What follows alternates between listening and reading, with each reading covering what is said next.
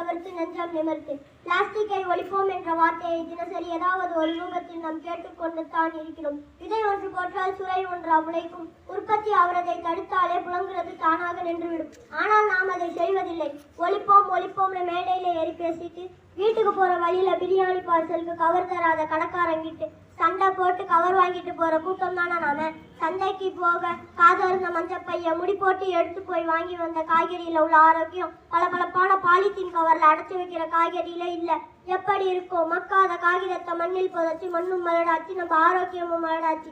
பச்சை குழந்தைக்கு சக்கரை வியாதி, பிறவி ஊனம், அது இதுன்னு எதனால் எப்படின்னு தெரியாம நம்ம குழம்பி கடைசியில் அது நம்ம விதைச்ச நெகிழி என்ற விதைத்தானு தெரிய வரும்போது நம்ம சத்தந்தியே இல்லாம போயிடும். முதுமை எய்தினால் பூமி தாய் நரைக்க முடிகளால் நாடெங்கும் நெகிழிப்பை முளைத்திருக்கிறது. நீ தூக்கி செல்லும் உன் நெகிழிப்பைகள் நம் தேசத்தின் தூக்கு கயிறு.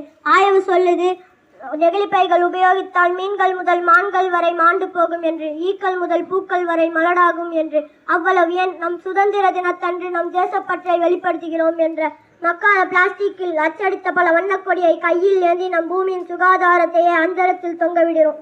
நம் நிகழ்காலத்தையும் நம் சந்ததிகளின் எதிர்காலத்தையும் கேள்விக்குறியாக்கும் நெகிழியை பயன்படுத்தாமல் மண்ணுக்கு உரமாக்கும் மக்கும் பொருட்களை பயன்படுத்துவோம் என்று உறுதியேற்று நெகிழி இல்லா சமுதாயத்தை படைத்தோம் என்ற இரு மாப்போடு நெஞ்சை நிமிர்த்து சொல்வோம்.